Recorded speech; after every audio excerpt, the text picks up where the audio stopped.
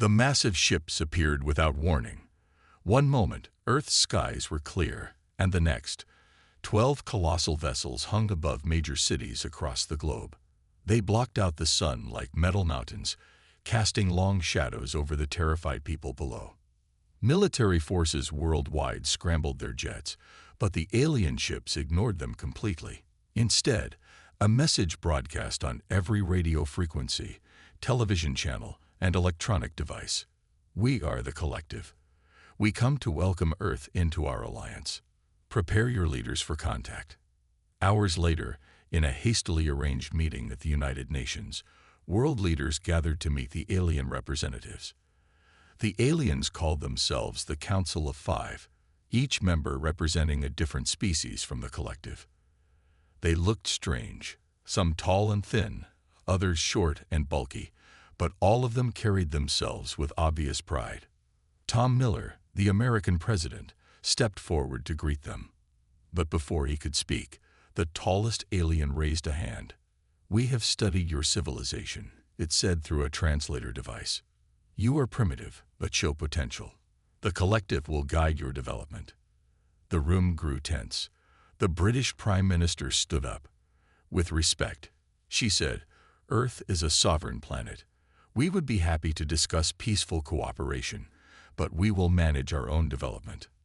The aliens looked at each other, making clicking sounds that their translators didn't convert. The shortest one spoke next. "You misunderstand.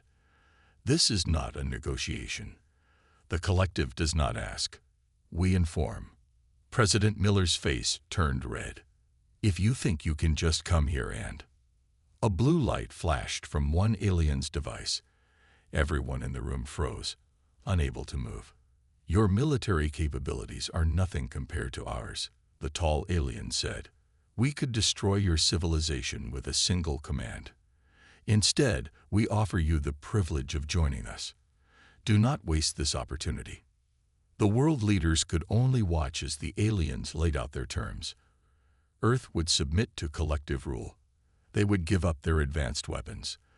They would follow the collective's guidance in all things. In return, they would receive protection and limited access to alien technology. "You have 6 hours to inform your populations," the aliens said. "Then we expect your formal surrender." As soon as the aliens left, the room erupted in anger. Military leaders called for immediate action. Scientists warned about the huge technology gap.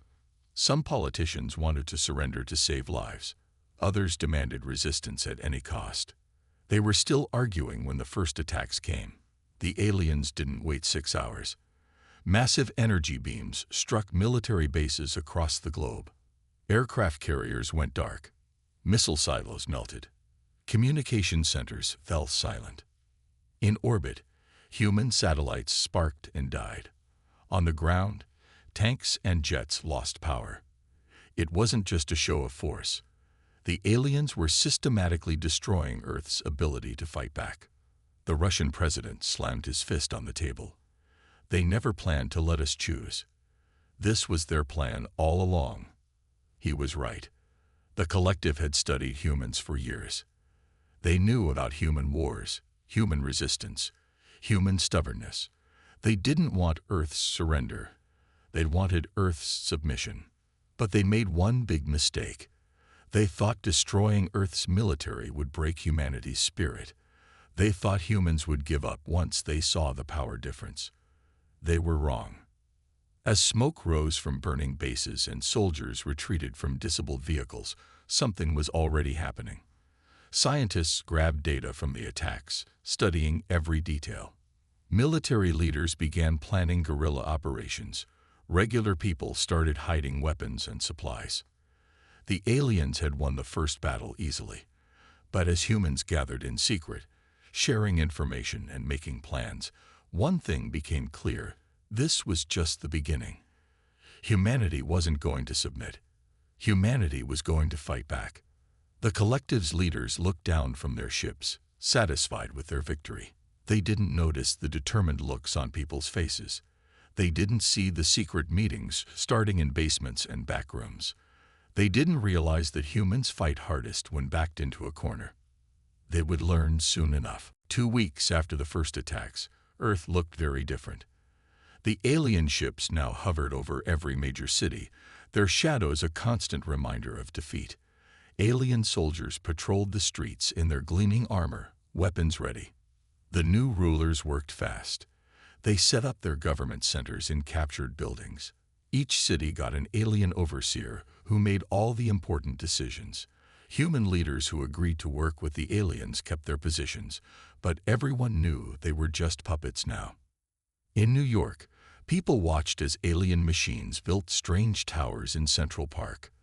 The aliens said these towers would help humans adapt to civilization. But nobody believed them. Some towers sent out signals that made human technology stop working. Others seemed to watch everything people did. Life changed in big and small ways. The aliens gave out new rules every day. No meetings of more than 10 people.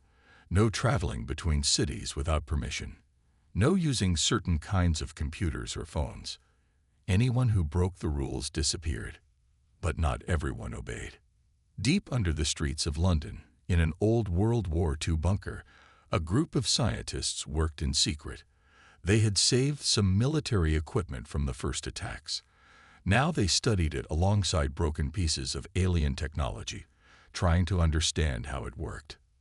"Look at this," whispered Dr. Jones, holding up a damaged alien gun. "Their weapons use some kind of energy we've never seen before, but the way they control it, it's not that different from our own electronics." In other cities, more people joined the resistance. They met in basements, in closed factories, in old subway tunnels. They passed messages written on paper because the aliens could track digital communications. They gathered food, medicine, and weapons, hiding them in places the aliens wouldn't think to look. The aliens thought they had won easily. Most of their soldiers looked bored as they walked their patrols. Why worry? They had better weapons, better armor, better everything. Humans were just primitive creatures who couldn't even travel to other stars. They didn't notice when their patrols started finding empty homes. They didn't think it was strange that some human workers were always asking questions about their equipment. They didn't realize that every mistake they made, every piece of technology they left behind, every bit of information they shared was being collected and studied. One alien overseer noticed something odd. The humans in his city seemed too calm. He had studied Earth's history. He expected more anger, more fighting. He wrote a report about it, but his commanders didn't care. Humans were adapting to their proper place, they said. Everything was going according to plan. But things were not going according to plan. In a hidden lab in Tokyo, human scientists figured out how to block alien communication signals. In Toronto, resistance fighters learned how to shut down alien patrol vehicles. In Rio de Janeiro, a group of engineers started building weapons that could pierce alien armor. Each small victory gave people hope. Each discovered weakness in alien technology spread through secret networks. Humans learned and adapted while the aliens grew comfortable and careless. The aliens had divided Earth into sectors, thinking it would make humans easier to control. Instead, it made resistance cells harder to find. They took away human technology, thinking it would make humans helpless. Instead, it made humans create new tools the aliens couldn't detect. 3 months after the invasion, everything looked peaceful on the surface. Humans went to their assigned jobs, followed the alien rules, and kept their heads down. The collective's leaders sent happy reports back to their homeworlds about how well their conquest was going. But underground, in secret places across the planet, humans were getting ready. They had lost the first battles because they weren't prepared. They wouldn't make that mistake again. When they struck back, and they would strike back, the aliens wouldn't know what hit them. The fall of Earth wasn't the end of the story. It was just the beginning. The small lab hidden beneath an old factory was full of stolen alien technology. Most of it was broken, gathered piece by piece over months of careful work. But for the humans studying it, even broken alien machines could tell important secrets. "Play that sound again," Dr. Wright said, watching the alien helmet on the table. When his assistant turned on the high-pitched noise, the helmet's systems flickered and died. It was the third time they tested it. Every time, the same result. This discovery wasn't an accident. Resistance groups worldwide had noticed something strange. Some alien soldiers would get uncomfortable during musical performances. At first, people thought the aliens just didn't like human music. But a group of scientists in Mexico realized it was more than that. Certain sound frequencies hurt the aliens, not all of them. The collective had 5 different species, and each one was different, but they all had some kind of weakness to specific sounds that humans couldn't even hear.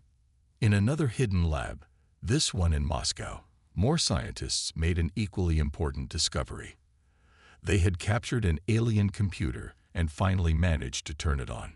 Inside, they found maps of alien ships. The design showed something interesting. The aliens built everything in exactly the same way. "Look here," one scientist pointed at the screen. "Every ship has the same weak spots. They never change their designs. They don't think they need to improve because they believe they're already perfect." The aliens' pride was becoming their biggest weakness. They were so sure of their superiority that they never expected humans to understand their technology, let alone find ways to fight it. But the biggest discovery came from a group of doctors in India. They were treating resistance fighters who had been in fights with alien soldiers. They noticed something strange. Aliens who spent a lot of time around humans often got sick. At first, no one understood why. Then a biology student figured it out. Earth's bacteria and viruses were affecting the aliens. The aliens had good medicine and strong immune systems, but they had never encountered Earth's diseases before. Even common Earth germs could make them sick. The resistance grew smarter with each discovery. They learned which sounds could disable alien weapons. They found blind spots in alien security systems. They identified places where alien ships were vulnerable to attack. Most importantly, they learned how to share this information. They couldn't use phones or computers because the aliens watched all digital communications, so they got creative. They left coded messages in library books. They used old radio equipment that the aliens thought was too primitive to matter. They even trained pigeons to carry messages between cities. The aliens never noticed. They were too busy trying to civilize Earth. They built more control towers. They made more rules. They gave speeches about how humans were learning to be better under their guidance. Their confidence made them blind. When their weapons started failing, they blamed poor maintenance. When their soldiers got sick, they blamed the Earth's environment. When they lost contact with patrols, they blamed equipment problems. None of them wanted to admit the truth. Humans were learning to fight back. In hidden places all over Earth, people turned this knowledge into weapons. They built devices that could send out harmful frequencies. They made new kinds of bombs that could damage alien ships. They even found ways to use Earth's bacteria as a weapon, though most leaders agreed that was too dangerous to try. 6 months after the invasion, the resistance was ready. They had laboratories and workshops in every major city. They had weapons that could hurt the aliens. Most importantly, they had something the aliens didn't expect: hope. The aliens thought humans were primitive beings who needed to be controlled and taught. They didn't understand that humans had something more powerful than advanced technology. Humans had the ability to adapt, to learn, to work together against a common enemy. Soon, very soon, the aliens would learn just how dangerous that made humans. Deep in an abandoned mine shaft, humans had built something new. It looked like a mess of old radio parts, car batteries, and stolen alien technology. But when they turned it on, it did something amazing. It could shut down alien communication systems. "It's not pretty," said Jack, the engineer who helped build it, "but it works." He pointed to an alien helmet they used for testing. When they activated their device, the helmet went dead. No signals could get in or out. This wasn't the only new weapon humans had made. All over Earth, people were turning everyday things into tools they could use against the aliens. Car factories now secretly built armor-piercing rounds. Old TV antennas became devices for tracking alien patrols. Even kitchen microwaves were turned into weapons that could damage alien equipment. The Resistance had workshops everywhere. Some were in old bunkers. Others were hidden in basement rooms or closed factories. Each one made different things, so if the aliens found one, they wouldn't know everything humans could do. But the humans' best weapon wasn't something they built. It was something too small to see. Earth's bacteria and viruses were making the aliens sick more and more often. The aliens tried to fix this by wearing sealed suits and using strong medicines. But they couldn't stay sealed up forever, and Earth had too many different germs to fight.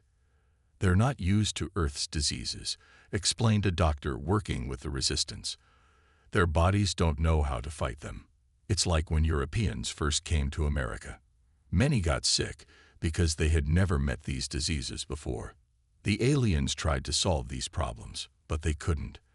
They were good at making things the same way over and over, but they weren't good at solving new problems.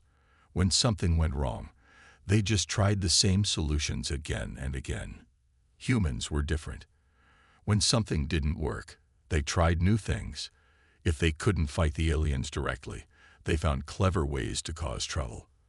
They put sand in alien machinery. They mixed up signs so alien patrols got lost. They found ways to confuse alien sensors. Some humans even managed to capture alien weapons and vehicles. These were kept hidden in special places, taken apart and studied. Engineers learned how they worked and found ways to copy them using Earth materials. They couldn't make anything as good as alien technology, but they could make things good enough to fight back. The Resistance also learned more about how the aliens thought. The aliens always followed the same patterns. They patrolled at the same times. They built things the same way. They never changed their plans unless someone higher up told them to. They're predictable, said a former military officer working with the Resistance. And in a fight, being predictable is dangerous. More and more humans joined the Resistance. Some were soldiers or police officers who knew how to fight. Others were factory workers who knew how to build things. Some were just regular people who wanted to help take back their planet. Everyone had a job. Some people made weapons or gathered supplies. Others watched the aliens and reported what they saw. Some brave people even pretended to work for the aliens while secretly gathering information for the Resistance. The aliens still thought they were in control. They saw humans going to work, following their rules, living quiet lives. They didn't know about the secret meetings happening right under their feet. They didn't notice their patrols were getting sick more often, or their equipment was breaking down more frequently. Most importantly, they didn't realize that humans everywhere were getting ready to fight. The Resistance had weapons that could hurt the aliens. They had ways to stop alien communications and damage alien ships. They knew the aliens' weaknesses and habits. All they needed now was the right moment to strike, and that moment was coming soon. The aliens thought they had won. They were wrong. The real fight for Earth was about to begin. The attack began at midnight. In cities across North America, hidden speakers turned on at exactly the same time. They sent out sounds that humans couldn't hear, but the aliens could. Within minutes, alien soldiers started falling to the ground, holding their heads in pain. At first, the aliens didn't understand what was happening. Their commanders tried to call for help, but their communications weren't working. The Resistance had turned on their jamming devices, cutting off all alien signals. For the first time since the invasion, the aliens couldn't talk to each other. In New York, a group of Resistance fighters drove trucks toward the alien control tower in Central Park. The aliens guarding it tried to use their weapons, but nothing worked. The humans had filled the air with signals that made alien technology go crazy. The truck drivers crashed right through the fence, their vehicles loaded with explosives made from captured alien power cells. The explosion lit up the night sky. When the dust cleared, the control tower was gone. All across the city, alien machines stopped working. The aliens had lost control of New York's power grid and communication systems. Similar attacks happened in other cities. In Chicago, resistance fighters used sound weapons to drive aliens out of their bases. In Toronto, people who had pretended to work for the aliens suddenly turned against their masters. In Mexico City, captured alien ships rose into the air, piloted by humans who had secretly learned how to fly them. The aliens tried to fight back, but everything was going wrong. Many of their soldiers were sick with Earth diseases. Their weapons kept failing. Every time they gathered to plan, the humans seemed to know about it beforehand. Years of watching humans had made the aliens careless. They never thought about humans watching them back. Send the destroyers, an alien commander ordered, but when their big ships tried to attack, nothing happened.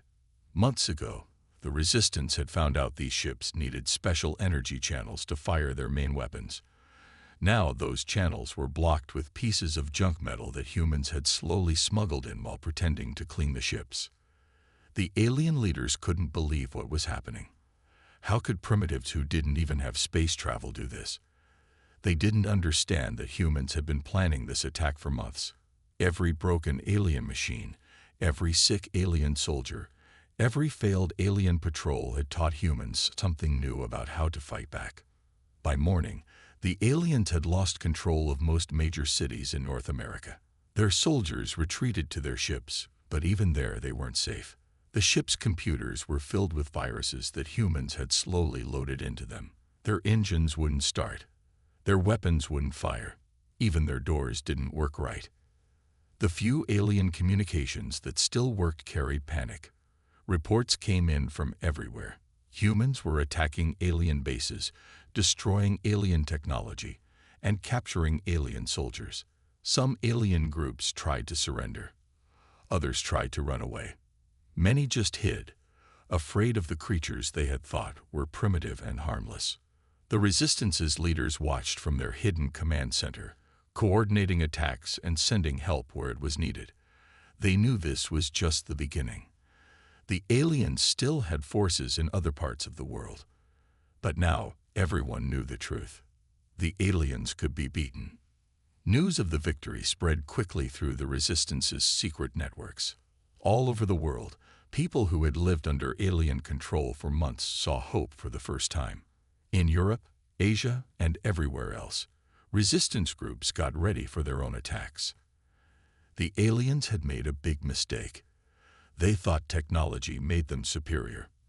They didn't understand that humans had something more powerful, the ability to adapt, to learn, and to work together. Now they were learning this lesson the hard way.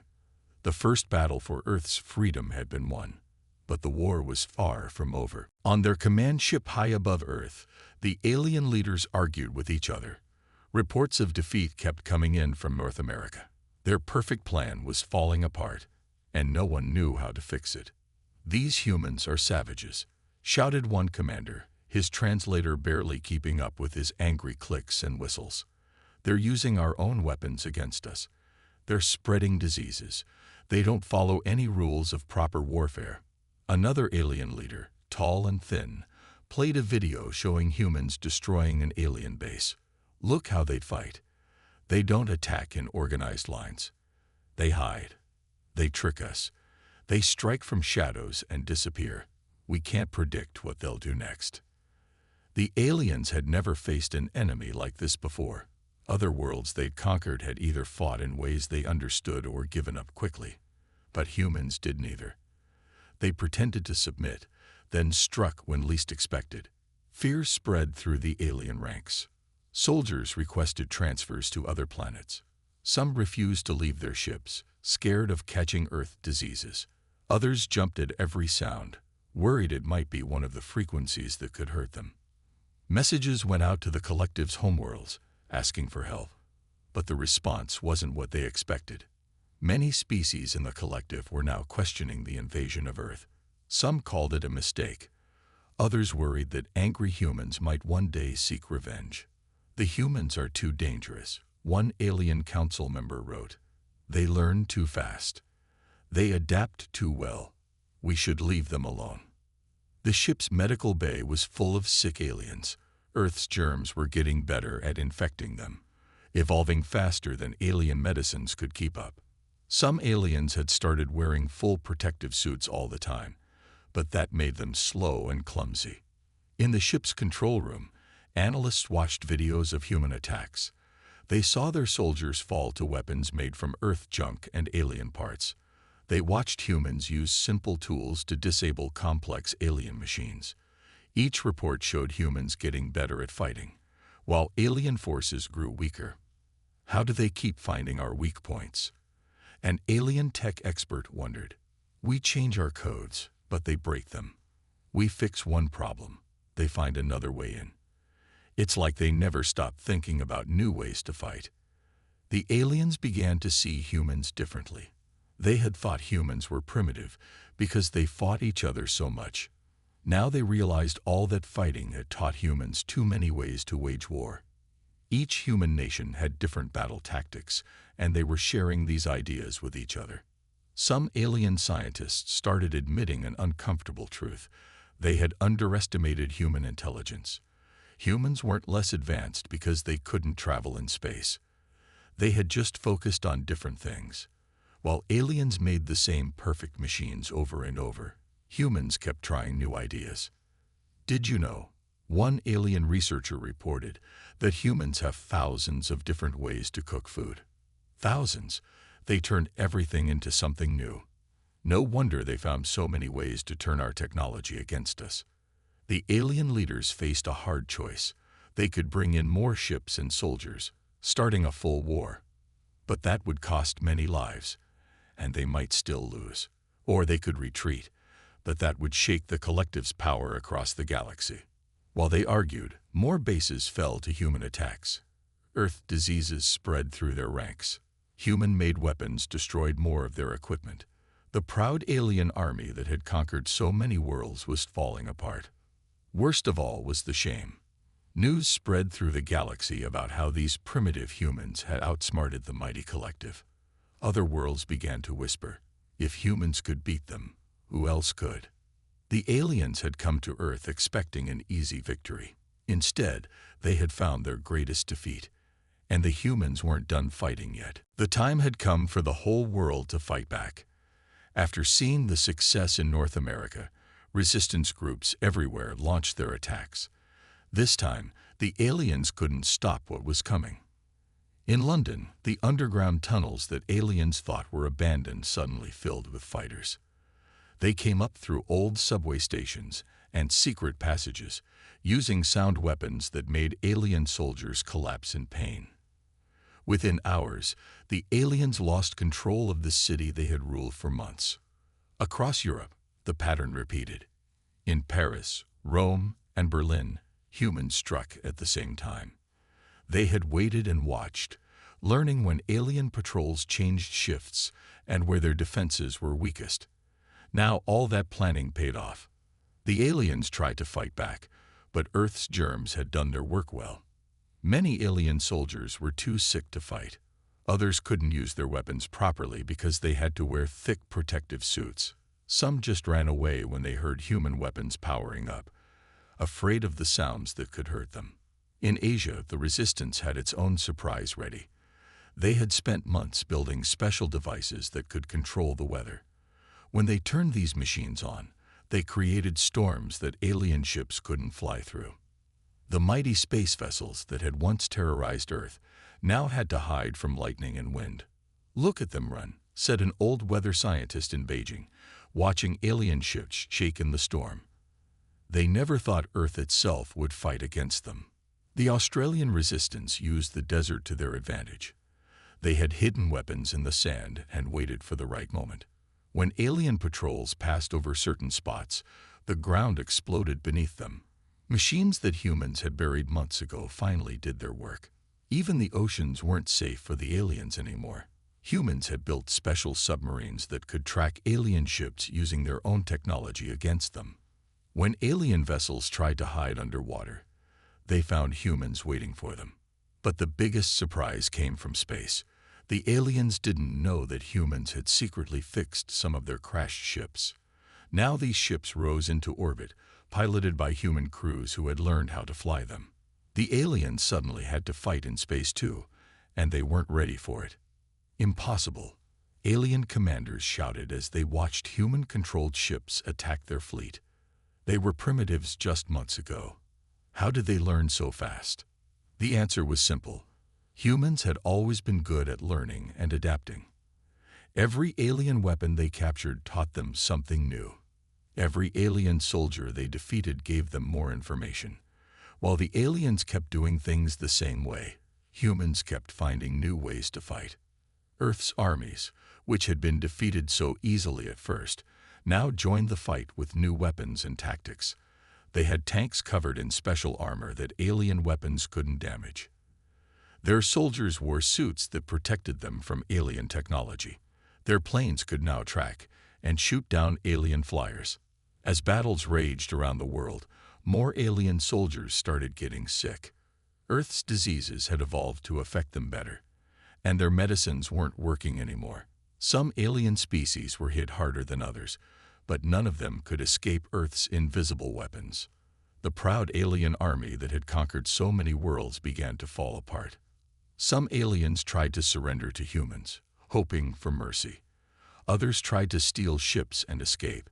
Many just locked themselves in their bases, too afraid to face the humans they had once thought were primitive. Messages from alien commanders became desperate. Send help. The humans are everywhere. We can't stop them. But help wasn't coming. The collective was too busy arguing about whose fault this was to send more ships. Humans had learned something important. Being advanced didn't just mean having better technology. It meant being able to adapt, to think in new ways, to work together against a common enemy. The aliens were about to learn this lesson too, but for them, it was too late. The Alien Command Center sat on top of Mount Fuji in Japan, its metal walls gleaming in the morning sun. The aliens had thought the mountain's height would keep them safe. They were wrong. A group of mountain climbers, all trained resistance fighters, made their way up through hidden paths the aliens didn't know about. They carried special equipment designed to break through alien security. Their suits, made from a mix of human and alien technology, protected them from the cold and kept them invisible to alien sensors. Inside the command center, the aliens were losing control. Reports of defeat came in from every continent. Their communication system was breaking down. Some alien leaders had already escaped in private ships, leaving their soldiers behind. The humans are attacking the southern entrance. An alien guard shouted, but this was just a distraction. While most aliens ran to defend the south, the climbers reached the northern wall. They used tools made from captured alien metal to cut through the base's defenses. The aliens had built their command center like all their other buildings, exactly the same way they always did. This was their biggest mistake. The resistance knew every corner, every doorway, every weak spot. They had practiced this attack for weeks using models built from stolen alien plans. The human attack team moved fast. They used sound weapons to disable any aliens they met. The aliens tried to fight back, but in the narrow halls, their advanced weapons were hard to use. Many aliens were already sick from Earth's diseases, making them slow and weak. When they reached the main control room, they found something surprising. One of the 5 alien species that made up the collective was trying to surrender.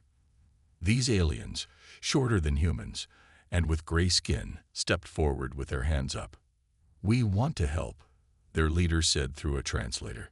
"We never agreed with this invasion. The others wouldn't listen when we said humans were too dangerous to attack." This was big news. The gray aliens knew all the collective's secrets. They told the humans about hidden bases, weapon stockpiles, and emergency plans. Most importantly, they shared the codes to control all alien ships and weapons on Earth. Word spread quickly through the resistance network.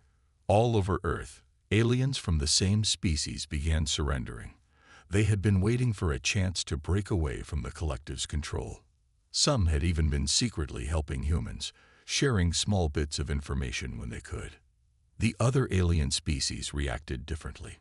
Two species tried to keep fighting, but without their command center, they couldn't work together. Another species focused on trying to escape Earth. The last species locked themselves in their ships, refusing to come out. In the command center's computer room, human scientists worked with the friendly aliens to unlock the collective's database. They found maps of alien worlds, plans for weapons, and details about other species the collective had conquered. This information would help protect Earth in the future. But the biggest discovery was about the collective itself. It wasn't as united as it seemed. Many species only stayed together because they were afraid of being attacked if they left. Seeing humans beat the collective gave them hope that they could break free too. Messages started coming in from other worlds. Some wanted to make peace with Earth before humans decided to attack them.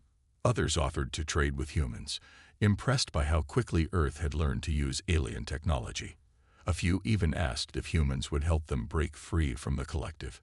The capture of the command center changed everything. Without leaders giving orders, the alien forces fell apart completely. Some alien ships tried to escape Earth's orbit, but their engines wouldn't work properly. The humans and their new allies had taken control of all alien systems. The resistance fighters looked out from the mountaintop at the world below. The sky was clearing of alien ships. The ground bases were going quiet. For the first time in months, Earth's future looked bright. The war wasn't over yet, but now everyone knew who would win. 1 year after the invasion began, the last alien ship left Earth's orbit. Humans stood on rooftops and in streets, watching their former rulers retreat into space. Some people cheered, others just stood quietly, thinking about everything that had changed. Earth looked different now. Alien towers still stood in many cities, but humans had changed them to serve their own needs. The technology that once controlled people now helped them communicate across the planet. The weapons that once threatened Earth now protected it. In Geneva, world leaders met with representatives from the friendly gray aliens who had helped defeat the collective. Together, they made plans for Earth's future. The gray aliens would teach humans about space travel and help protect Earth while humans built their own ships. "We learned a lot from watching you," the gray alien leader told the Human Council. "You showed us that working together freely is better than being forced to obey." Many worlds want to copy Earth's example now. The other alien species had different fates. 2 species were banned from ever returning to Earth. Another asked to trade with humans, but had to follow strict rules. The last species disappeared into deep space, too ashamed of their defeat to face anyone. But the biggest changes were on Earth itself. Humans had learned to work together in ways they never had before. Old enemies had fought side by side against the aliens. People who once distrusted each other now shared knowledge and resources. In laboratories around the world, scientists studied alien technology. They didn't just copy it, they improved it.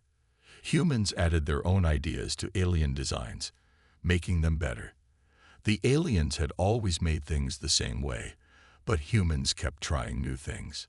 "Look at this," said a scientist in Brazil, showing off a new ship engine. "We combined alien power systems with our own ideas about energy. It's twice as efficient as anything the collective had." Earth's first space fleet took shape in orbit. The ships looked different from alien vessels. They were built to be flexible, to change and adapt. Humans had learned that being too perfect, too unchanging, was a weakness. Cities began to rebuild, but not like before. New buildings used both human and alien methods. Parks and green spaces were protected. The invasion had taught people to value Earth's natural defenses. Every major city had research centers where humans and friendly aliens worked together. The diseases that had helped defeat the collective led to new medical discoveries. Scientists learned more about how bodies fight illness. Hospitals used a mix of human and alien healing methods. People lived longer, healthier lives. But humans didn't forget the hard lessons they had learned. Earth kept its defenses strong. Every child learned about the invasion and how people had fought back. The resistance networks stayed active, ready to protect Earth if needed. In schools, Teachers explained an important truth. The aliens hadn't lost just because humans were clever or brave. They lost because they couldn't change. They thought their way was perfect, so they stopped learning and growing. Humans promised not to make the same mistake. News came from space about changes in the galaxy. The collective was breaking apart. Other worlds, inspired by Earth, demanded their freedom. The gray aliens helped set up a new alliance, one where every species had equal say. Some people worried that humans might become too proud, too sure of themselves, just like the collective had been. But most remembered what they had learned. Real strength comes from being able to change, to admit mistakes, to work together and find new solutions. On the anniversary of the victory, people gathered to remember and celebrate. They told stories about the resistance, about ordinary people who became heroes. They shared meals with their gray alien friends and talked about the future. Above them, Earth's new ships patrolled space. They carried weapons, but also tools for exploring and learning.